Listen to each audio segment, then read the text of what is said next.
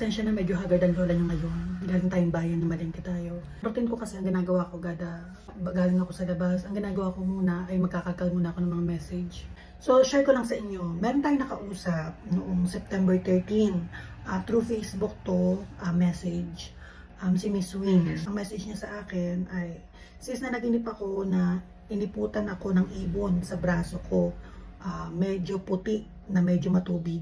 Tapos naisip ko sa panaginip ko na ito ay swerte. Kaso naging puti at naging uod ang ipot. At yung braso ko may malaking sugat, ang haba. At pumunta din yung uod. Dali-dali ako pumunta sa tubig na parang poso. At tinanggal ko ang mga uod. At naalis ko daw lahat. So then kinabukasan, nag-reply ako sa kanya. Kasi medyo busy tayo talaga. Gawa ng routine natin sa araw-araw. So kinabukasan ako nakapag-reply. Kagaya ng sinabi ko sa inyo, sinasabi ko kapag hindi ko pa experience, pero may opinion tayo. Meron din tayong mga panaginip na sure na tayo. So hindi ako sigurado doon sa atay. Kasi feeling ko, maraming panaginip na dugtong-dugtong. Sinagot natin yung isa na sabi ko, sis, di ko pa experience yung naranasan mo. Pero base sa pakiramdam ko, huwag ka matatakot ha. Nag-warning siya about death sa iba. Ibon o hayop represents life. Pero dumumi siya, so medyo na iba na nire-represent niya. But still may hayop siya. Naalala niyo yung content natin dun sa pakawalan ng mga manok? Na nakita ko matanda. Nisigaw niya pakawalan ng mga manok. One time, nagpunta ako ng isang lamay. Nakita ko yung panaginip kong matanda na sumisigaw ng pakawalan ng mga manok doon sa mismong lamay na first time kong nakita. So yan ang observation ko. At sigurado tayo na kapag manok, ibon, yan ay nagre-represent sa life. Pero depende pa rin yan sa scene. Pero medyo delikado talaga kapag nananaginip tayo ng mga ganyan. Yung kay Miss Win, kasi may ibon, so nasabi ko sa kanya na about death nga. Feeling ko marami siyang dreams na magkakaiba. Pero lumabas kasi yung ibon, kaya nasabi ko na may death, may mamamatay. So ito nangyari. Nag-message sa akin si Miss Win kahapon. Sis, yung kapatid ko sis, pumanaw na noong December 14. Ang sakit ay skin cancer. So, meron nang eksena doon sa panaginip na balat. And then yung ibon, yung vision, lumabas din, yung mga parang nakapanlamay. Ayan ang explanation natin doon sa ibon. Meron tayong content about manok.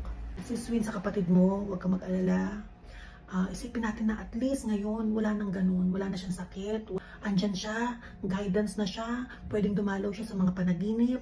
Payapa na siya at hindi na siya nasasaktan. Condolence sa buong family. At rest in peace doon sa kapatid mo. Minsan may mga hindi ako nasasagot ng mga panaginip, mga nagtatanong. Minsan ayoko talaga magbasa ng tarot.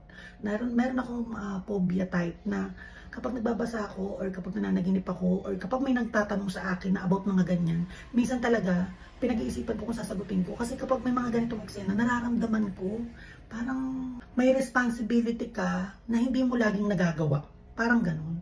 Yan yung sinasabi ko sa inyo, may awareness sa panaginip. Tandaan nyo ha, kung nananaginip ka at kung alam mo ang lahat ng kahulugan, ibig sabihin, may chance na ma-vision mo dahil sa panaginip mo. Kung inaaral mo ang bawat panaginip. Nagtatanong tayo, at the same time, inaaral natin kung paano malaman, paano matutunan.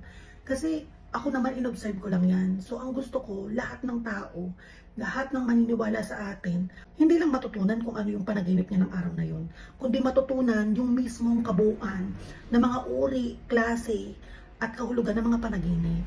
At least, di ba, kung sakaling ma-visualize nyo, alam nyo yung gagawin nyo. Ito yan eh.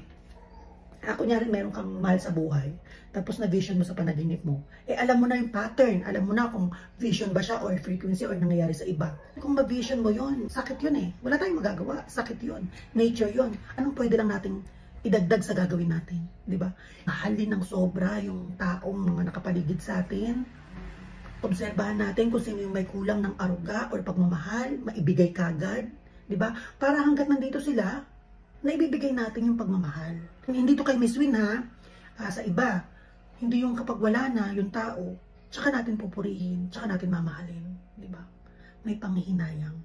So yan ang sinasabi ko sa inyo ng awareness ng panaginip. Kaya sana, please, sa bawat pagtatanong ninyo, ang gusto ko ay natututo kayo. Okay?